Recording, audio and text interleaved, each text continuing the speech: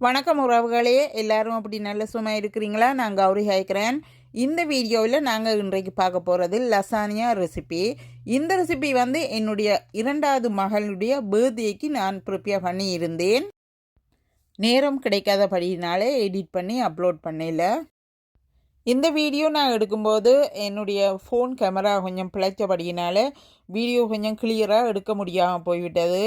தயவுசெய்து மன்னித்து கொள்ளுங்கள். இப்போது இந்த ரெசிபி செய்கிறதுக்கு சூடாக இருக்கும் ஒரு சோஸ் பேனில் 2 டேபிள் ஸ்பூன் ஆயில் சேர்த்து 2 வெங்காயம் நறுக்கி சேர்த்து 1/2 டீஸ்பூன் உப்பு சேர்த்துருக்கிறேன். 2 நிமிடங்கள் வந்து வெங்காயத்தை மூடிட்டு குக் பண்ண போகிறேன்.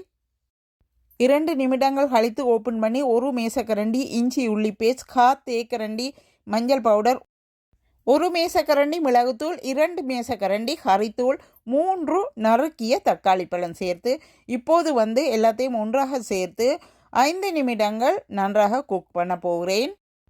5 நிமிடங்கள் கழித்து 250 கிராம் கிரவுண்ட் பீஃப், 1 கப் தண்ணீர், இப்போது எல்லாத்தையும் ஒன்றாக சேர்த்து 20 நிமிடங்கள் குக் பண்ணுகிறேன்.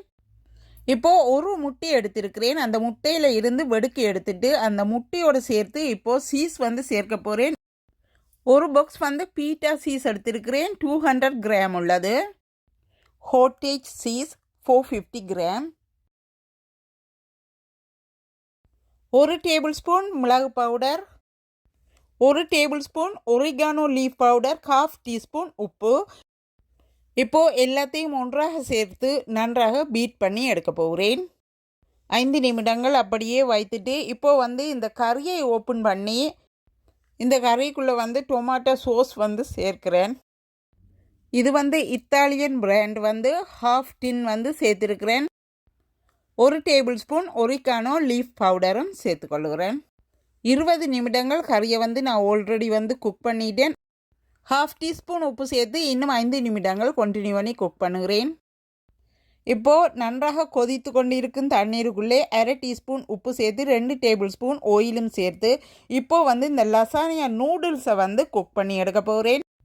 இப்போ வந்து லசானியா நூடுல்ஸை வந்து கொதி தண்ணீருக்குள்ளே சேர்த்து கொள்ளுகிறேன். 7 நிமிடங்கள் நூடுல்ஸை குக் பண்ணி தண்ணீரில் இருந்து வடித்து எடுத்து நூடுல்ஸுக்கு மேலே பச்சை தண்ணீர் ஊற்றி விடவும். அப்போது தான் ஒட்டாமல் இருக்கும். இப்போ வந்து கறி வந்து ரெடியாக இருக்கிறார், இந்த பாருங்கோ. அதோடு வந்து சீஸும் வந்து இந்த பாருங்க எல்லாம் ரெடியாக இருக்கிறார். இனி எல்லாத்தையும் ஒன்றாக வந்து ஒரு ட்ரேயிலே வந்து செட்டப் பண்ண போகிறேன். இந்த பாருங்க ஒரு ட்ரே எடுத்திருக்கிறேன், பெரிய ட்ரே எடுத்திருக்கிறேன். அந்த ட்ரேக்குள்ள கொஞ்சம் ஆயில் வந்து பூசி விடுகிறேன். அதற்கு பிறகு வந்து கறியை தான் வந்து ஃபர்ஸ்ட் லேயராக வந்து ஊற்றி எடுக்கிறேன். ஓரளவுக்கு வந்து நீங்கள் கறியை வந்து பிகினிங்கில் நீங்கள் ஊற்றி விட்டால் காணும். அதுக்கு மேலே வந்து மசோர்லா சீஸ் வந்து ஒரு பேக் எடுத்திருக்கிறேன், அதில் வந்து கொஞ்சம் வந்து தூவி இருக்கிறேன். அதுக்கு மேலே வந்து நூடுல்ஸ் சீட்டை வந்து அடுக்குகிறேன்.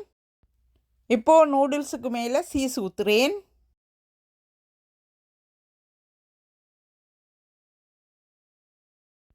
இப்போது கறி சேர்க்கிறேன். இப்போது சீஸுக்கு மேலே நூடுல்ஸ் சீட். இப்போ வந்து கறி சேர்க்க போகிறேன். நீங்கள் எப்படி வேணுமென்றாலும் அந்த நூடுல்ஸை வந்து எத்தனை அடுக்கில் நீங்கள் அடுக்கினாலும் பிரச்சனை இல்லை. நான் வந்து இதில் ஒரு லைனில் வந்து 4 நூடுல்ஸ் அடுக்கிறேன். அப்படி பார்க்கல 3 லேயர்ஸ் அப்படி வரும். இப்போது இந்த தடவையும் வந்து சீஸ் வந்து டபுள் சீஸ் போட்டிருக்கிறேன்.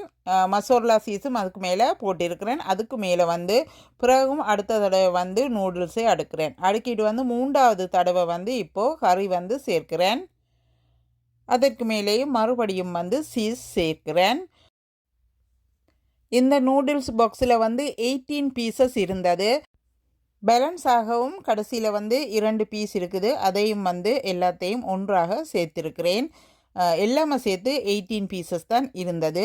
இப்போ வந்து லாஸ்ட்டில் வந்து அந்த பேலன்ஸ் வைத்திருந்த அந்த டொமாட்டோ சோஸை வந்து சேர்த்துக்கொள்கிறேன்.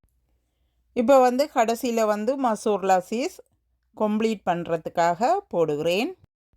சீஸுக்குள்ளே வந்து உப்பு இருக்கிறபடினால உப்பை குறைச்சி போடுங்க. இப்போ வந்து 4 சைட்லேயும் வந்து ஈக்கு குத்தி விடுகிறேன். ஈக்கு குத்தினா வந்து சீஸ் வந்து அந்த பொயில் பேப்பரால் நாங்கள் மூடும்போது அதில் வந்து ஒட்டாமல் இருப்பார்.